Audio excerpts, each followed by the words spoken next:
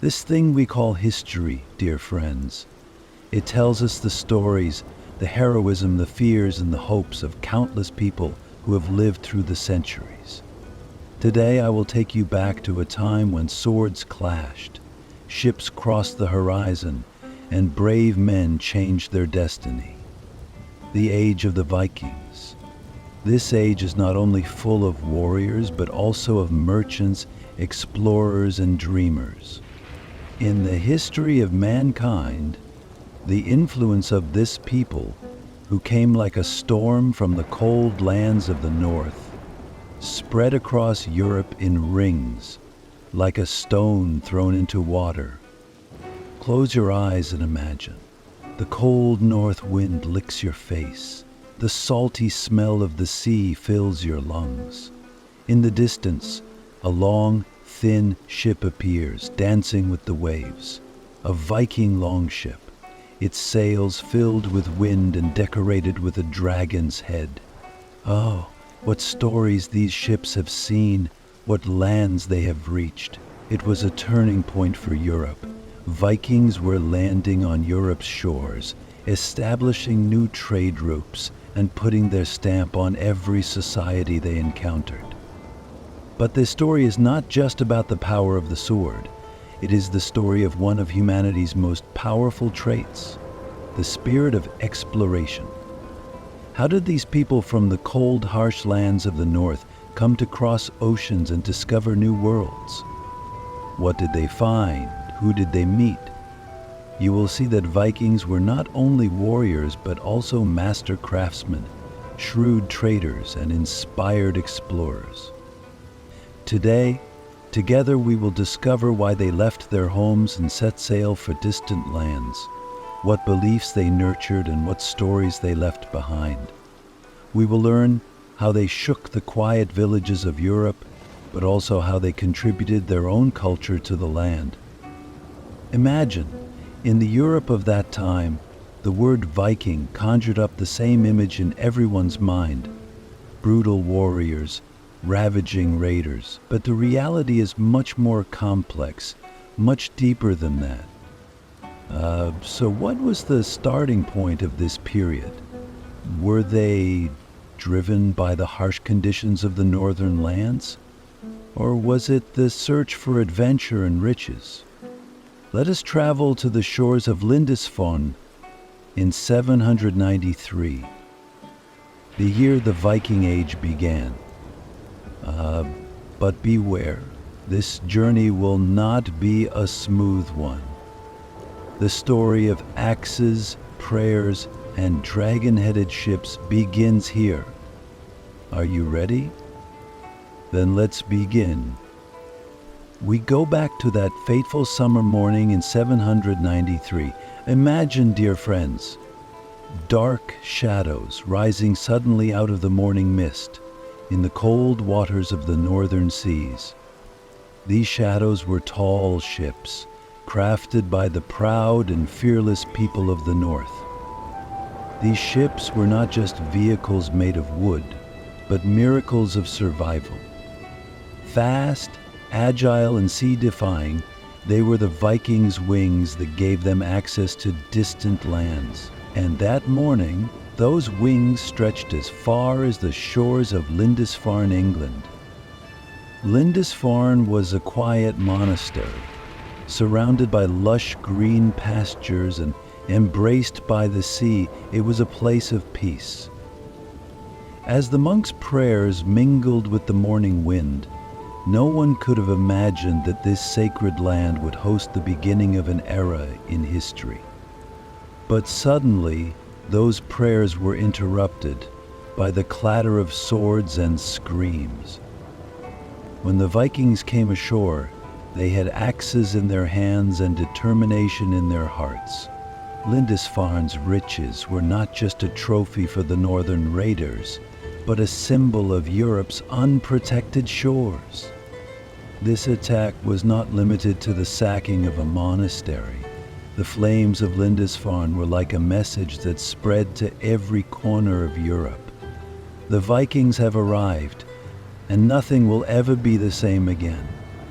Historians call this the beginning of the Viking Age, because this attack was not just a sack, it was the first sign of a new era. But did the Vikings come to this land only with the power of the sword? No, they did not. The greatest weapon was the long ships that took the seas in their hands. Viking ships. These magnificent structures had technology far ahead of their time. Their long, slender hulls made them both light and durable. They could easily approach the coasts and sail up rivers into the interior. Imagine that one morning you could appear on the coast of England with these ships, and a few weeks later you could be seen on the rivers of France. The wind, filling their sails, propelled them forward like an arrow, while the oarsmen increased the speed even more. Each ship was as much an instrument of exploration as it was a war machine. The Vikings' ships gave them not only speed and maneuverability, but also courage. It was thanks to these ships that it was possible to sail to the infinity of the seas and conquer the unknown. These ships, together with the people who sailed them, were part of a whole. The dragon's head on the bow of the ship, while striking fear into the enemies, also represented the daring spirit of the Vikings.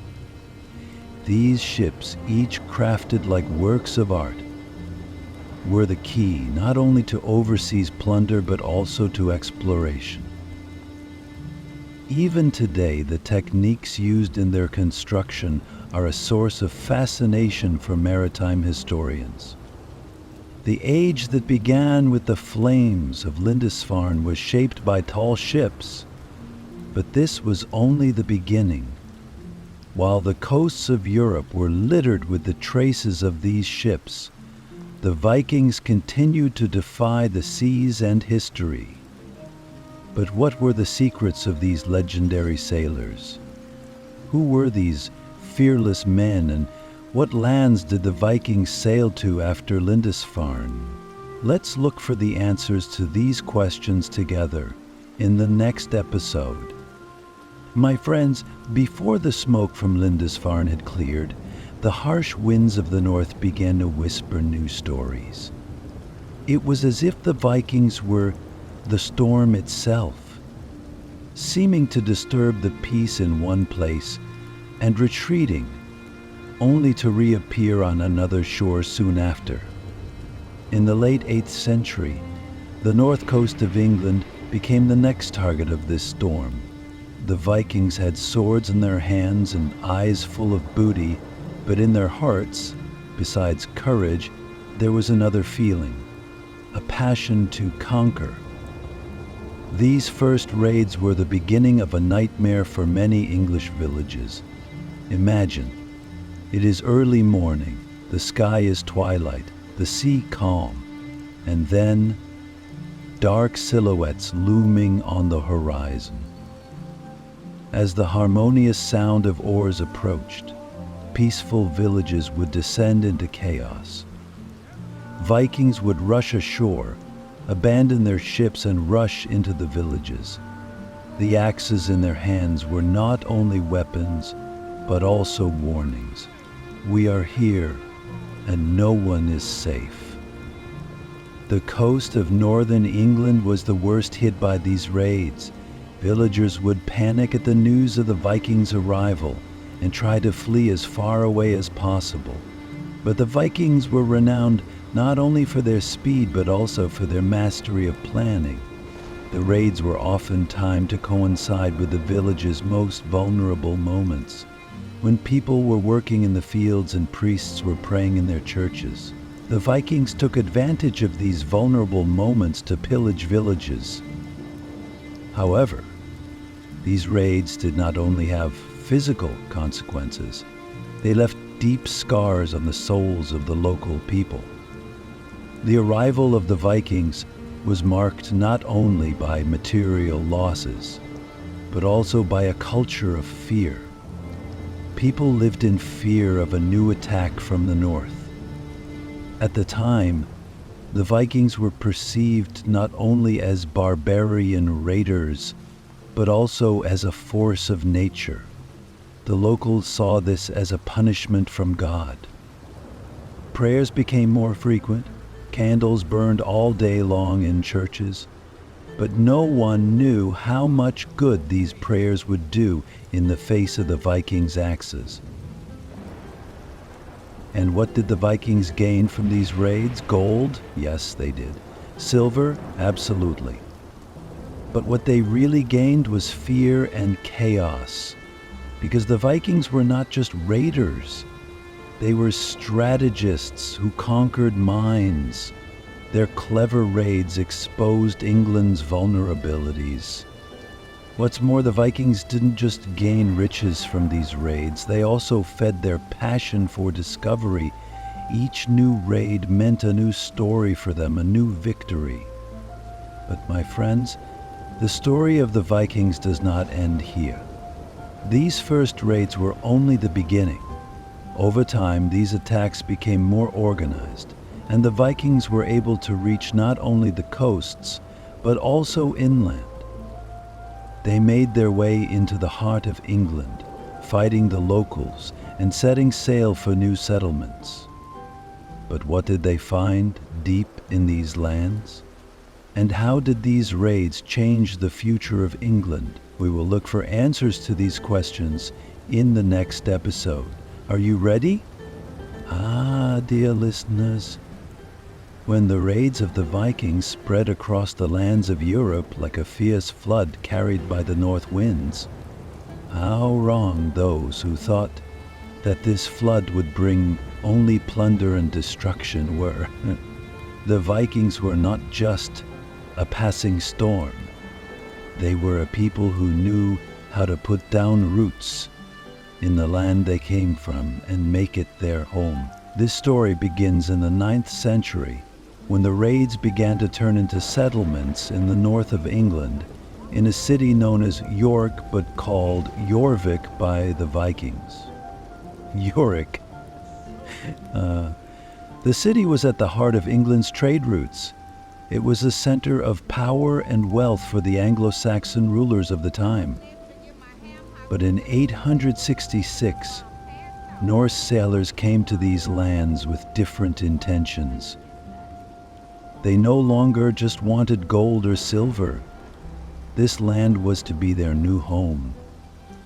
Led by Ragnar Lodbrok's sons, Ivar and Ubi, the great heathen army conquered York and turned the city into a Viking settlement. Dear friends, that day in the heart of York echoed not only the cries of battle, but also the footsteps of a new era.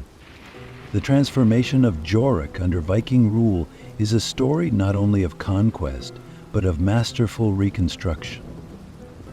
The Vikings did not stop at sacking the city. They turned it into a livable and even thriving center of commerce.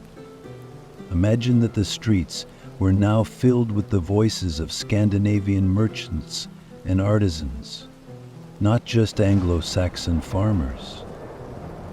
The marketplaces were filled with furs from across the Baltic Sea, slaves from Ireland, and even precious silks from Byzantium. Local government was also reshaped by the influence of the Vikings. The Anglo-Saxons marveled at the legal system of the Vikings.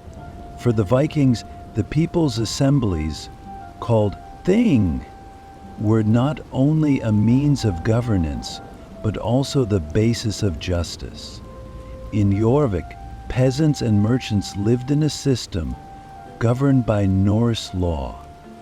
At the same time, the inclusion of the local population in this system showed that the Vikings were peacemakers, not just invaders. But the influence of Viking settlements was not limited to trade or law. Their culture, language, and even their food were woven into the fabric of England. Walking through the streets of Jorvik, it became possible to hear Scandinavian expressions among the words spoken by an Anglo-Saxon. The Vikings brought their way of life to these new lands, but also blended it with the culture they found. That is why Jorvik became not just a settlement, but a symbol of a new cultural fusion. So, dear friends, what do you think came after these settlements? Were the Vikings content with cities like Jorvik and focused on putting down roots? Or did their passion for conquest drive them to new lands? Another great adventure awaited them, one that would shake the history of England to its core and bring down kingdoms. In the next episode, we will discover the Vikings' greater impact on England and how King Alfred of Wessex stood up to the invasion. Get ready, because the real story begins now. Dear friends, let us now travel with the fearless warriors of the north from the west of England to the depths of Europe. This time, the greedy eyes of the Vikings turned to the fertile lands of France and the alluring waters of the Seine. Wealth on the one hand, and a story of courage that would become the stuff of legends on the other. One of the most glorious moments of this saga begins with a legendary journey along the Seine River, all the way to the heart of Paris. The year was 845. A Viking fleet sailed up the Seine led by Ragnar Lodbrok, with the harsh winds of the north at his back. Oh, Ragnar!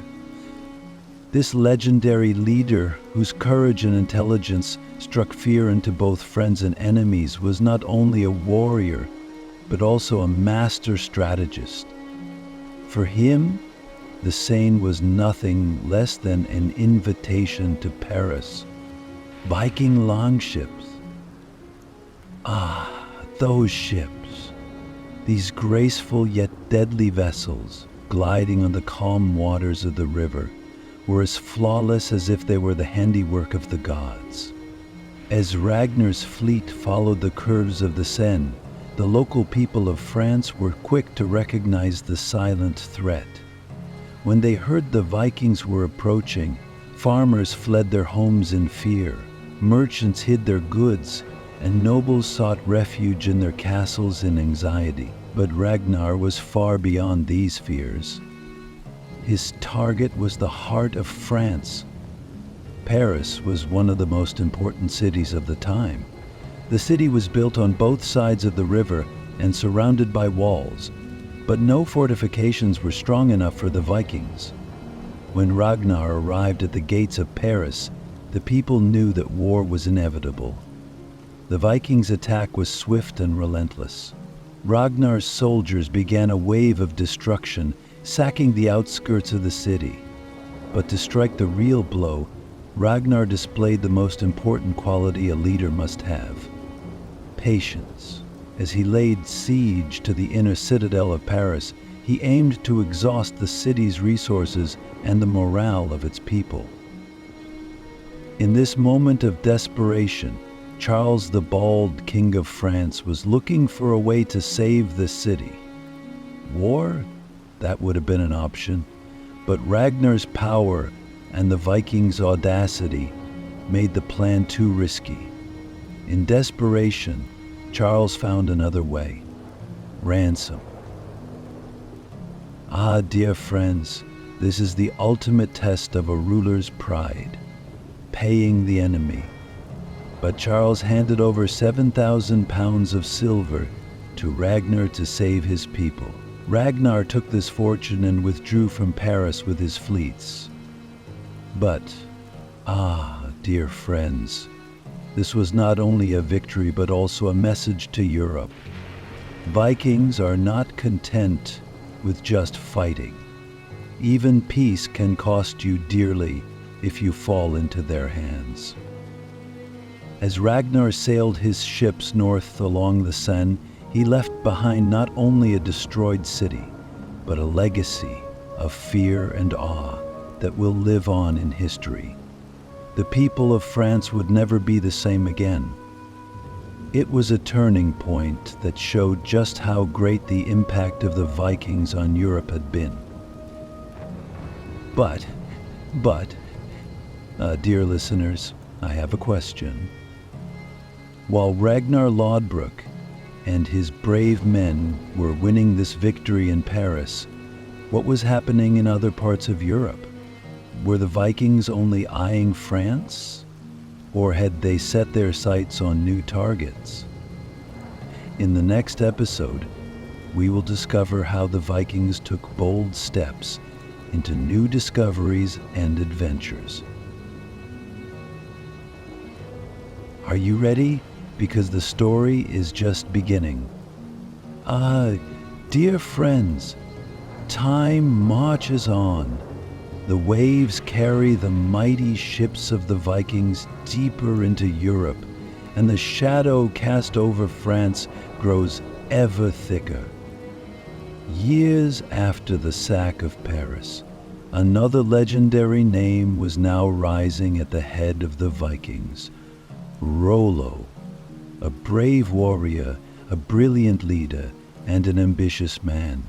His story was written not only on the battlefields, but also at the diplomatic table. Let's talk about how Normandy became the permanent home of the Vikings and the importance of this land in history. The year 911. The north of France was ravaged by Viking raids. These attacks, which had lasted for many years, had exhausted not only the land, but also the spirit of the people. But Rollo, one of the leaders of the Vikings, was no ordinary raider. Known for his intelligence as well as his courage, he understood that war alone would not bring victory. A ruler had to use his mind, not just his sword. And it was at this point that he crossed paths with Charles the Simple, King of France. Charles was desperate to protect France's frayed borders and stop the Viking raids. Wars could bring more harm to his people, but a deal for peace could be a win-win for both sides. And so, the deal that would mark history came to pass. Rollo was offered the land we know today as Normandy, in the north of France. But there was a condition. Rollo had to swear loyalty to the King of France.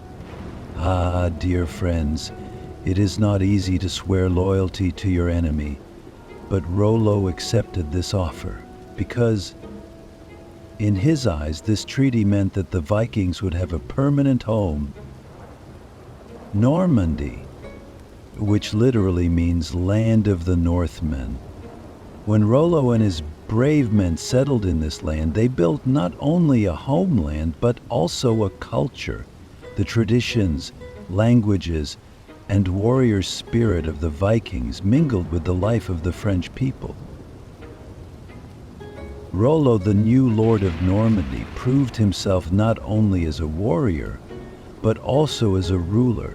He forged alliances with the locals, defended their lands, and took root here, giving Viking traditions a new form. Rollo's story shows how flexible and adaptable the Vikings were.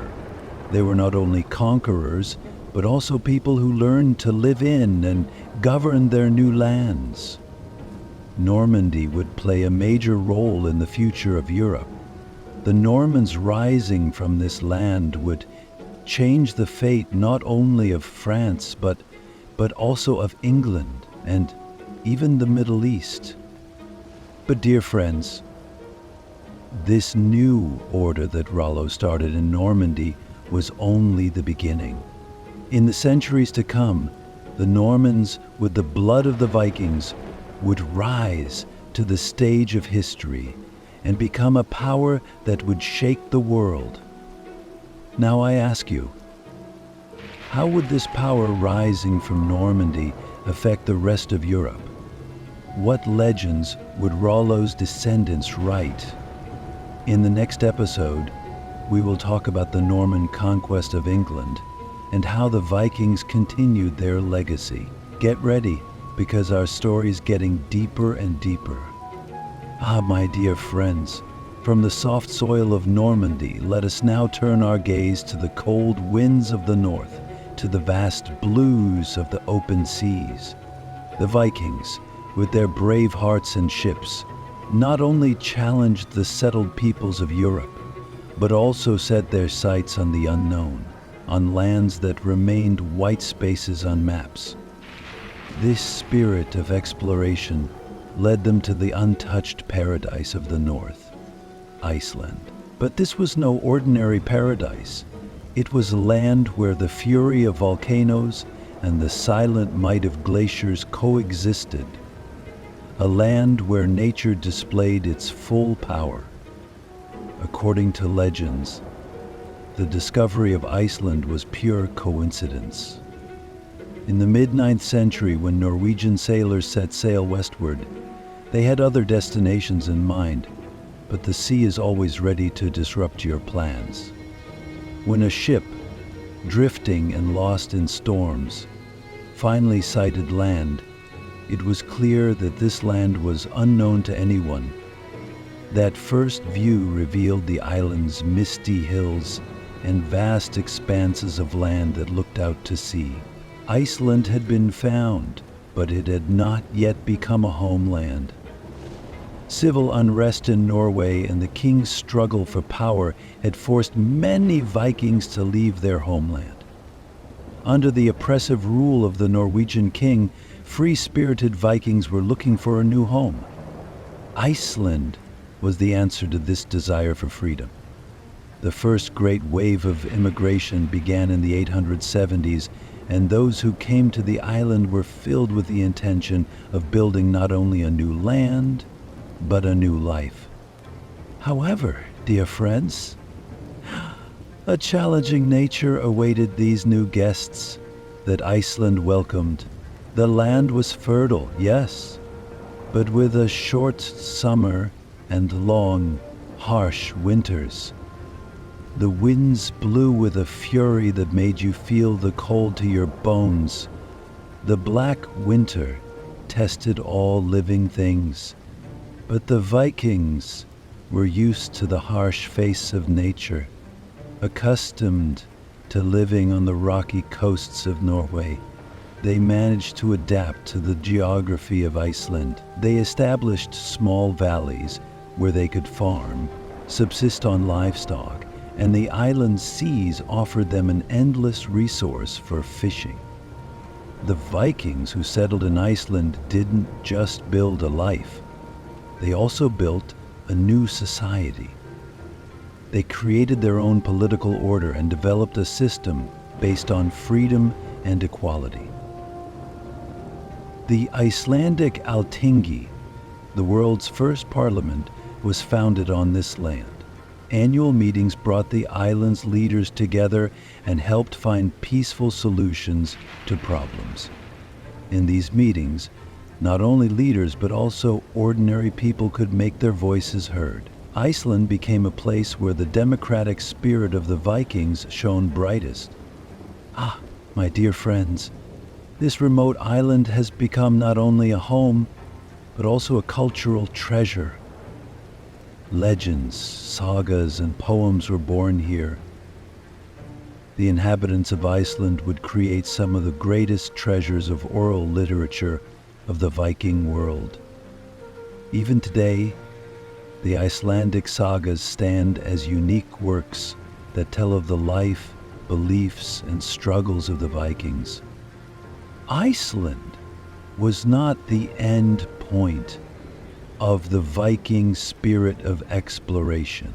After Iceland, these brave people would sail further west and continue to chase bigger dreams. So, my dear friends, what distant lands would the Vikings set foot in, and what new adventures would they embark on after leaving the harsh lands of Iceland, beyond the ocean? Let's unravel this mystery together in the next episode. My dear friends, let us now turn our eyes even further west to the dark and unknown horizons of the ocean. The Viking spirit of exploration spilled beyond Iceland, giving rise to a new adventure. These brave sailors set sail into the unknown, relying only on the guidance of the winds and waves. And it is here that one of the greatest heroes of Viking legend, Eric the Red, appears on the stage of history. Exiled from Norway, exiled in Iceland, and finally traveling further afield, this determined man was the man who opened the gates of Greenland. Eric was known as much for his daring as for his courage. When he was exiled again for crimes committed in Iceland, he turned his eyes westward. According to the stories, there were distant lands that another sailor had told him about, but no one had dared to reach.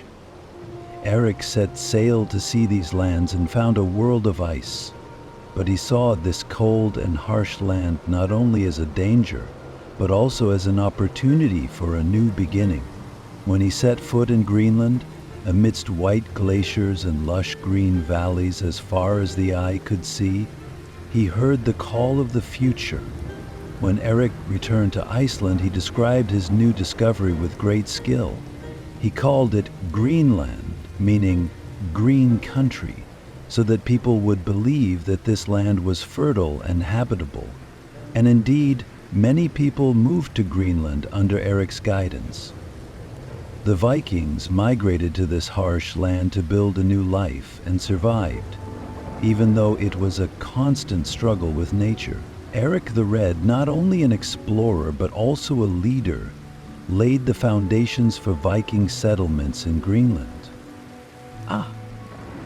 But dear friends, this story does not end here. Eric the Red's son, Leif Erikson, inherited his father's legacy, but Leif's eyes wanted to see even further.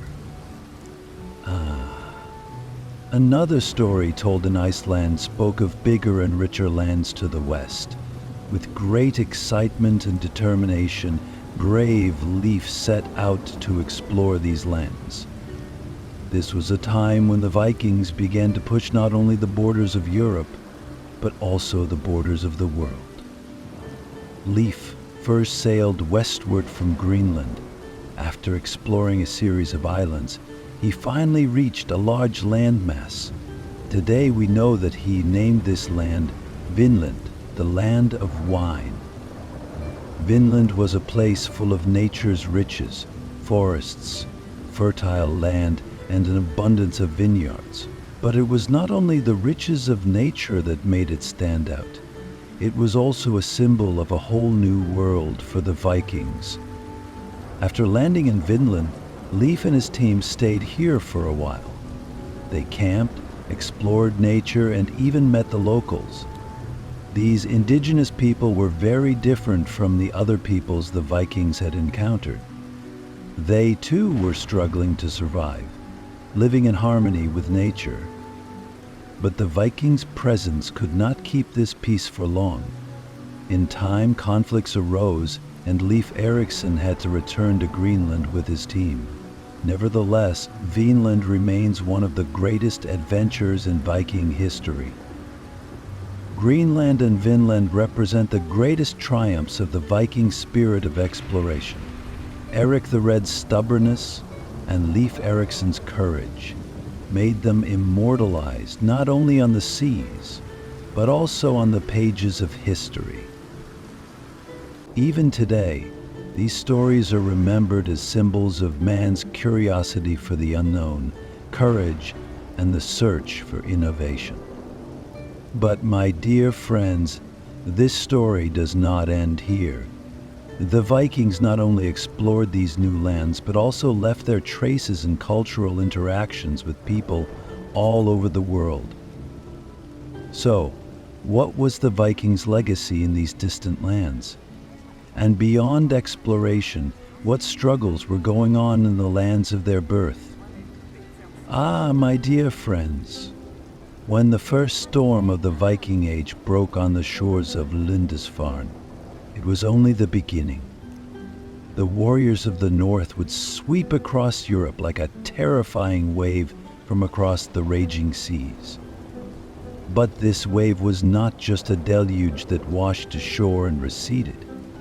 In time, the Vikings began to take root in the lands they conquered, establishing their own order. The most prominent example of this order was the Danelaw region, established in the east of England. Now, as we tell the story of those days, close your eyes and imagine yourself in the England of those days, where Anglo-Saxon kings and Viking warriors ruled. In the early 9th century, England was divided into different kingdoms. There were occasional conflicts between kingdoms, such as Wessex, Mercia, Northumbria, and East Anglia, but generally there was order. However, this order began to be shaken by the relentless attacks of the Vikings from the north. Nothing was ever the same again, especially in 865, when a huge Viking force called the Great Pagan Army landed in England. This army was led by some of the most famous leaders of the north. Names like Ivar the Boneless, Halfdan Ragnarsson, and Ubba inspired fear by name alone. The Great Pagan Army swept across the lands of England like a whirlwind. The cold warriors of the north not only plundered, but also took over the conquered lands and began to establish permanent settlements. It was in the Danelaw region of eastern England that the Viking influence was most keenly felt. Danelaw was a region that represented the area of Viking dominion in England. The region was named after the Vikings' own legal and social order. The word Danelaw means the law of the Danes, which was quite different from the law of the Anglo-Saxons. In these lands, the Vikings practiced their own laws, customs, and way of life. Having mastered the arts of farming, trade, and warfare, the Vikings built their culture on solid foundations in Danelaw. One of the most remarkable cities was York, or York as we know it today. York was not only a settlement for the Vikings, but also a cultural and economic center. Both Danish merchants and Anglo-Saxon craftsmen began to coexist here. This mixture gave rise to a unique social structure in the region. The Vikings turned York into a kind of northern capital, using the strategic location of the region to expand their trade network. However, my dear friends, this dominance of the Vikings did not conquer the whole of England. The southern kingdom of Wessex continued to resist under the leadership of King Alfred the Great. Alfred was one of the rare leaders who was able to achieve victory over the Vikings. Thanks to his strategic acumen and military skills, he was able to defend Wessex against Vikings and eventually led the Anglo-Saxon recovery. Alfred's defensive strategies were effective not only on the battlefield but also in the cultural sphere. He strengthened Anglo-Saxon culture and reunited his people through educational and legal reforms. The struggle between Alfred and the Vikings eventually resulted in a treaty. It allowed the Vikings to settle permanently in the Danelaw and the Anglo-Saxons to continue to exist in a kingdom centered in Wessex. However, this peace was never completely peaceful. England became a melting pot of conflicts and mutual influences between these two cultures. My dear listeners, the Danelaw was not just a territory of conquest. It was also a site of cultural interaction between the Vikings and the Anglo-Saxons. The influences that the Vikings brought to England manifested themselves in language, farming techniques, and trade routes.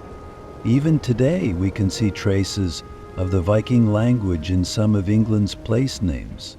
Also, the Vikings' trade network made England part of Northern Europe. So, my dear friends, were the Vikings only influential in these lands? No, our story does not end here. These brave warriors of the north set their sights not only on England, but also to the east, to the Byzantine Empire and Kievan Rus. In the next chapter, we will explore the Vikings' trade routes in Eastern Europe and their relationship with Byzantium. But were the Vikings only warriors? Or did they also leave their mark on these lands as diplomats and merchants? Let's find out together. My dear friends, the brave sailors of the north not only ruled the stormy oceans, but also heeded the mysterious call of the rivers. This call took them from the cool waters of the Baltic Sea to the vast steppes of Eastern Europe and even to the glorious gates of Byzantium. The Vikings' explorations were shaped not only by the desire for conquest, but also by the goal of controlling trade routes and reaching new riches. Let's take a closer look at this epic trade journey and the impact of the warlike merchants of the north on Eastern Europe. From the late 8th century onwards, the Vikings began to make their mark in Eastern Europe. The northerners were often called Varangians or Rus by the local peoples. This name, Rus, was to remain as a legacy of the enormous role the Vikings played in Eastern Europe. The Vikings' influence in these lands culminated in the establishment of important cities such as Novgorod and Kiev, especially when a legendary leader named Rurik began to rule in Novgorod. It was possible to see how deeply the Vikings were rooted in this region. The House of Rurik left its mark on the history of Eastern Europe, laying the foundation for a powerful state that would eventually become known as Kiev Rus. Kiev became the center of these warlike merchants of the north. The city was a node on the trade routes that crisscrossed Eastern Europe. The Vikings skillfully used the waterways that started from the Baltic Sea and ran along the Dnieper River. These routes took them to the Black Sea and eventually to Constantinople, the glorious capital of the Byzantine Empire. These merchant warriors, traveling along the bends of the rivers, were not only pursuing wealth, but also shaping the world around them. Byzantium, with its magnificent walls, golden mosaics, and legendary wealth. It was a paradise in the eyes of the Vikings. Reaching Constantinople was a lifelong dream for a Viking merchant or warrior. Relations between the Byzantine Empire and the Vikings were not limited to trade. It was also enriched by military alliances and cultural interactions. The Vikings served as mercenaries in the Byzantine army, so much so that the Byzantine Emperor's special guard unit, the Varangian Guard, was composed entirely of Vikings. These brave warriors earned great respect at the Byzantine court, both for their loyalty and their superior skills on the battlefield. But the most important link between the Vikings and Byzantium was undoubtedly trade. The Constantinople market was a treasure trove for Viking merchants. Goods from the north, such as honey, furs, slaves, and precious stones were exchanged for Byzantine luxury consumer goods. This trade not only enriched the Vikings, but also completely transformed the economic structure of Eastern Europe. The Vikings played a vital role in revitalizing trade not only in Eastern Europe, but throughout Europe. Trade ties with England and the Frankish lands in the west created a vast network that extended as far as Kievan Rus and Byzantium in the east. This network connected Europe to much of the then-known world. The Vikings used the waterways between the Baltic Sea and the Black Sea to spread not only wealth, but also culture and technological innovations. The Vikings' influence was felt in many areas, from currencies to architecture. The many Viking silver coins found in Eastern Europe and around the Baltic prove that they even traded with the Islamic world. My dear friends, think about it. Vikings, people with such a broad vision, who could rule both the icy seas of the north and the exotic markets of the east. The Vikings of Eastern Europe were not only traders and warriors, they were also culture bearers. Thanks to them, the harsh traditions of the north blended with the elegant civilizations of the east. This blend played a major role in shaping both Byzantium and the state of Kievan Rus.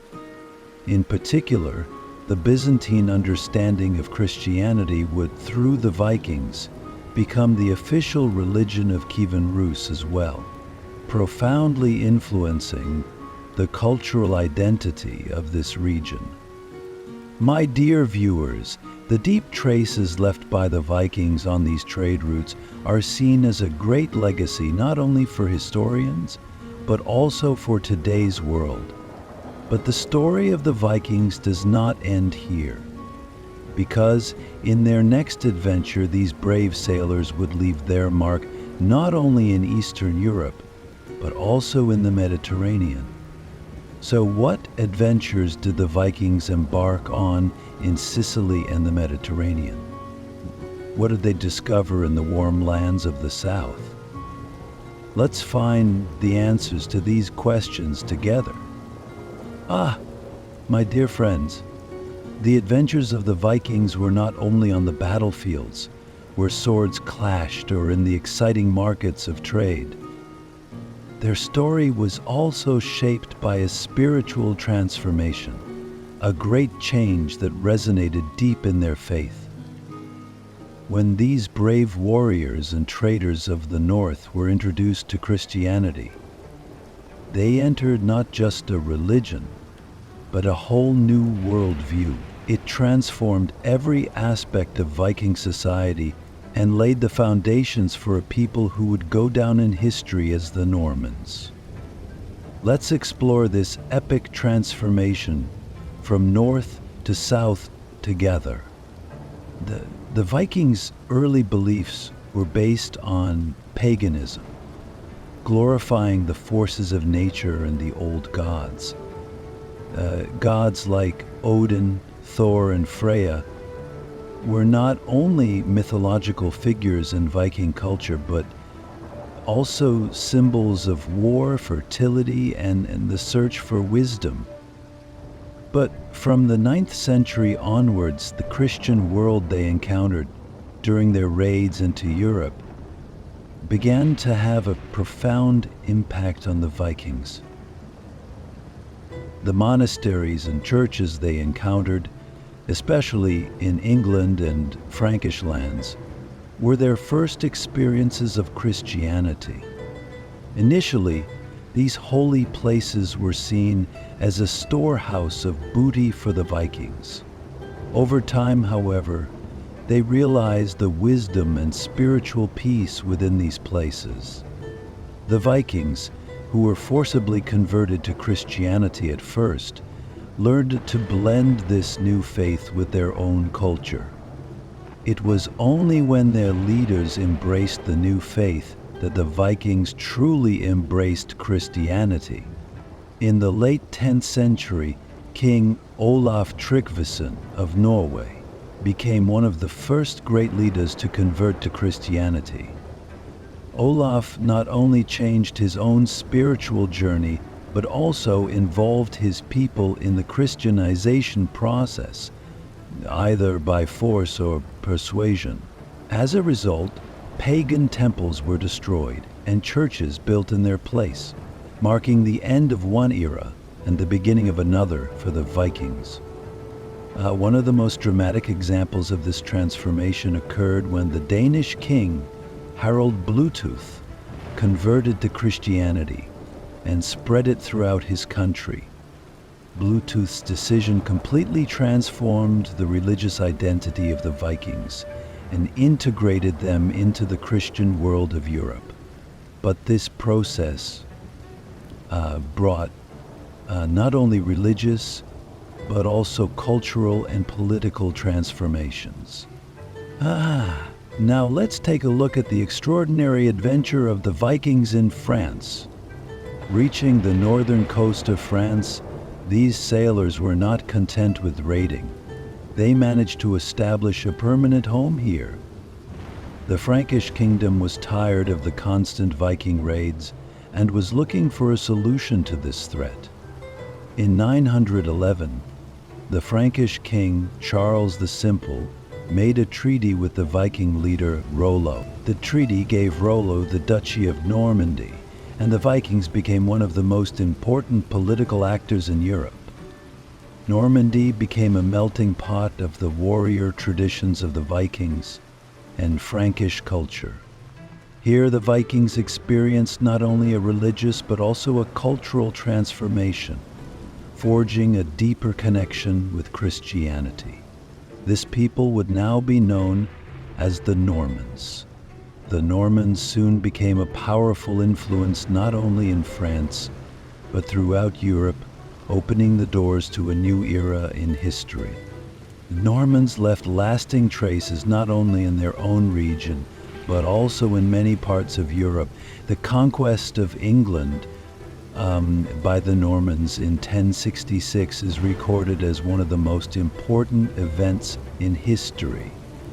This conquest, led by William the Conqueror, radically changed the social, political, and cultural structure of England. But this was only the beginning. From Sicily to Jerusalem, the Normans became influential in a vast geography and took their place on the stage of history as an imperial people. My dear viewers, the Christianization of the Vikings and the rise of the Normans was only part of their story.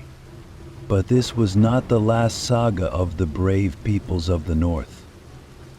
From Sicily to the Crusades, the Normans continued to shape European history as they explored new lands. How did the Normans establish a kingdom in Sicily? What role did they play in the Crusades? Let's discover the answers to these questions together. My dear friends, there are moments in history when we witness events that change the destiny of an entire nation. The year 1066 marks the beginning of such a moment, a period when the Normans conquered England and radically changed the history of this land. The Normans, the brave warriors of the North, would shape not only a people, but also a culture and a future. Let us walk with you through the battlefields of the Battle of Hastings and trace the lasting legacy of the Normans in England. The Norman desire to conquer England sprouted in the midst of a struggle for the throne. With the death of the King of England, Edward the Confessor, in 1066, England was thrown into chaos over claims to the throne. Edward's cousin and Duke of Normandy, William, claimed the throne. However, the people of England supported King Harold Godwinson, and so William sought to take the throne by force. When William's army crossed the English Channel, and set foot on English soil. The seeds were sown for one of the most important battles in European history, the Battle of Hastings, fought on October 14, 1066. This battle is etched in history books as an epic of blood and steel. The Normans, with their powerful archers and knights in armor, had the upper hand against the English army. At the end of the day, Harold Godwinson's death sealed the fate of England. William declared his victory and went down in history as William the Conqueror. This victory was not just a conquest. It was an event that radically changed England's social structure, language, and system of government. Norman rule overthrew Anglo-Saxon traditions, brought feudalism to England, and allowed Norman culture to take root in the land. The Norman influence on England was not limited to governance. They made a unique contribution to the architectural heritage of Europe.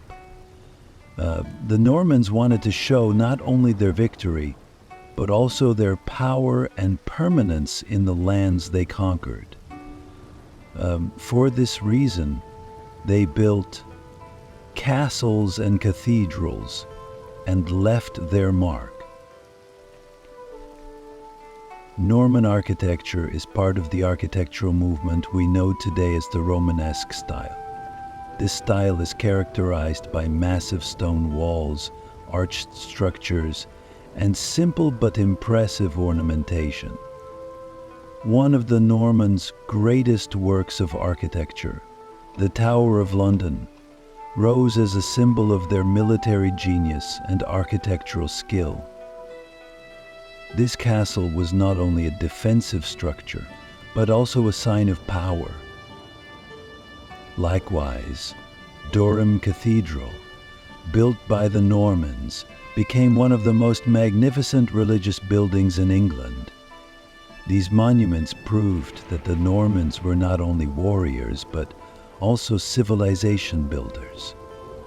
The Normans reshaped the landscape of England, not only physically, but also spiritually and culturally. The influence of the Normans extended far beyond the borders of England. The people spread across Europe, leaving their mark architecturally, culturally, and militarily. The Romanesque style of architecture that began in England soon spread across Europe. Norman castles and cathedrals became symbols of both security and aesthetics. The Norman legacy was felt not only in the stone walls, but also in the structure of society. As the feudal order took root in England, the Normans enriched the English language and culture.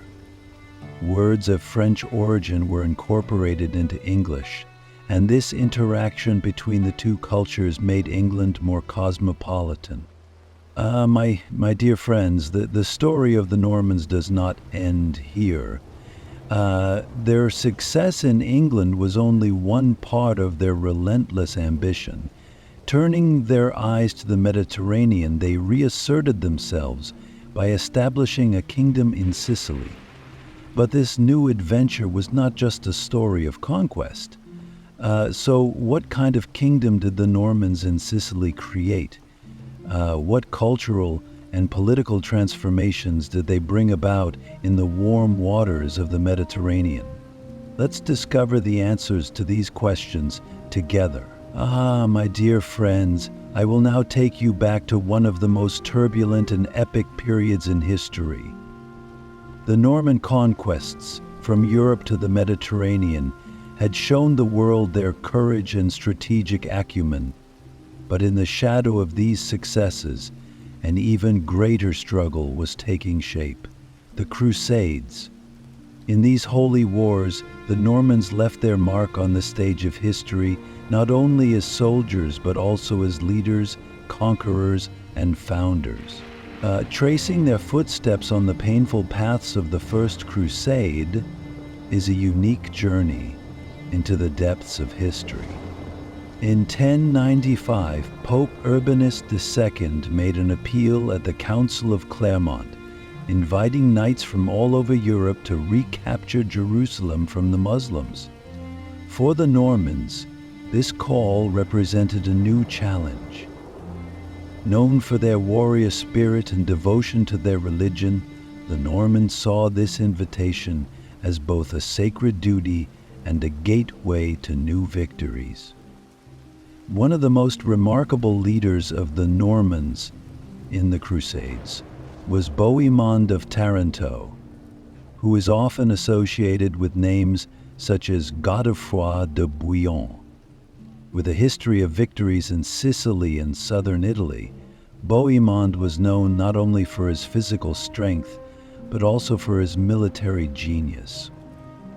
During the First Crusade, the Normans, led by Bohemond, embarked on an arduous journey through Byzantine territory to the rugged mountains of Anatolia and on to the Holy Land.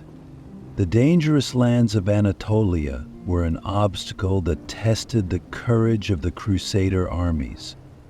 The resistance of the Seljuk Turks had put the Crusaders in a difficult situation many times. However, the Normans managed to overcome these obstacles under the leadership of Bohemond, especially during the siege of Antioch. The determination and leadership of the Normans determined the fate of the Crusader armies. This siege, which took place in 1098, was a turning point for the Crusaders. The fall of Antioch was a triumph of both the military and diplomatic skills of the Normans. After the siege, Bohemond took Antioch under his rule and established the Principality of Antioch. This demonstrated that the Norman influence in the Crusades was not limited to military victories, but also laid the foundations for new political structures in the region. As a Norman state, the Principality of Antioch gained an important place among the Crusader kingdoms and changed the balance of power in the Eastern Mediterranean. After the victory at Antioch, the Normans and other Crusader armies continued their march towards the holy city of Jerusalem. The disciplined and brave armies of the Normans often assumed leadership throughout this journey. The 1099 capture of Jerusalem was a great victory for the Christian world. The Normans etched their name on the stage of history as one of the architects of this victory. However, the influence of the Normans in the Crusades was not limited to the conquest of Jerusalem. They also played an important role in shaping the administrative structure of the Crusader kingdoms, creating defense strategies and even enriching cultural interactions. The Crusades proved that the Normans were not only a warrior people, but also a state-building and guiding force. The establishment of Crusader states such as the Principality of Antioch and the Kingdom of Jerusalem perpetuated Norman influence in the Middle East for many years. Antioch retained its importance as both a trading center and a defensive stronghold, while the Norman architecture and style of governance brought Western European influences to these regions. However, alongside these successes, the Norman presence in the East faced many challenges. Conflicts with Muslim states and the Byzantine Empire dragged the Crusader states into a constant struggle. My dear friends, the exploits and achievements of the Normans during the Crusades are endless. But this story does not end here. The Norman legacy was not confined to the Eastern Mediterranean. Norman influence spread across Europe, transforming the political, cultural, and architectural landscape of Western Europe. But what lasting traces did the Normans leave in Europe? And how did their conquests shape the future of Europe? I will be waiting for you to find the answers to these questions in the next episode. Get ready, because the story of the Normans continues to echo through the pages of history. Ah, my dear friends, the Vikings who once terrorized the shores of Europe brought not only plunder and war in their longships. History records their stormy entry into this world as the beginning of a new era rather than the end. The Vikings did not only destroy castles and cities in the lands they came from. Their culture, trade routes, languages, and even forms of governance permeated the very fiber of Europe. Their influence spread like a wave across the continent, and their legacy can still be felt today. The Vikings deeply shook the existing political structures in Europe. From Anglo-Saxon England to the Carolingian Empire, many kingdoms either collapsed or had to radically change their defenses as a result of Viking raids. But this change was not only devastating. The Vikings also brought with them the concepts of governance in the lands they conquered. For example, the Danelaw region in England became an area of intense trade and cultural interaction, where Viking legal systems were practiced. In France, the Normans, descendants of the Vikings, laid the foundations of their kingdom and became a center of power. The Norman Duchy, founded by leaders such as Rollo, became a major political power, influencing not only France but also England and the Mediterranean. This shows that lasting changes took place on the map of Europe as a result of the Vikings' conquests. In the cultural sphere, the Vikings transformed their own customs and beliefs as they interacted with the local peoples in the lands they came from. Their introduction to Christianity was not limited to conversion. They also left traces of their mythological stories, art, and music in Europe. The gods of the Vikings resonate in Scandinavian literature and art to this day, and the blending of these cultures with Christianity created a new synthesis. Controlling the trade routes, the Vikings carried the furs of the north, the amber of the Baltic, and the spices of the east across Europe. These trade networks opened the doors not only to economic, but also to cultural exchange. The runic script used by the Vikings even played a role in the development of local languages and writing systems. The warrior spirit of the Vikings. Their war tactics transformed the military structure of Europe. Their ability to reach coastal areas quickly in longships, their development of hit-and-run tactics, and their ability to shatter armor with battle axes showed how effective warriors they were. The Vikings were masters not only of warfare, but also of building permanent structures after the battle. The Norman castles, for example, revolutionized the military architecture of Europe as an extension of the Viking legacy. My friends, the legacy of the Vikings and their descendants, the Normans, still lives on in Europe today. We can see their influence in their language, in their art, and even in their legal system. English has incorporated many Viking words, and Norman French has contributed to the cultural enrichment of Europe as the official language of the Kingdom of England. The Norman contribution to Romanesque architecture had a lasting impact not only in Europe, but throughout the Mediterranean basin. Today you can still feel their glorious legacy as you visit the cathedrals, castles, and cities built by the Normans. The brave spirit of the Vikings and the organizing intelligence of the Normans were two powerful elements that shaped Europe. The Vikings' routes of conquest and trade, and the Normans' political and cultural legacy carried Europe from medieval chaos to the winds of Renaissance. This is not just a chapter in history, but the beginning of a story that extends to today. And that, my dear friends, is how we have discovered another part of the story of the Vikings and the Normans, the impact of their swords, ships, and mines. Resonates not only in their time but also in today's world. Throughout history, these peoples who redrew the map of Europe were never just warriors or explorers. They were also transformers and inspirations.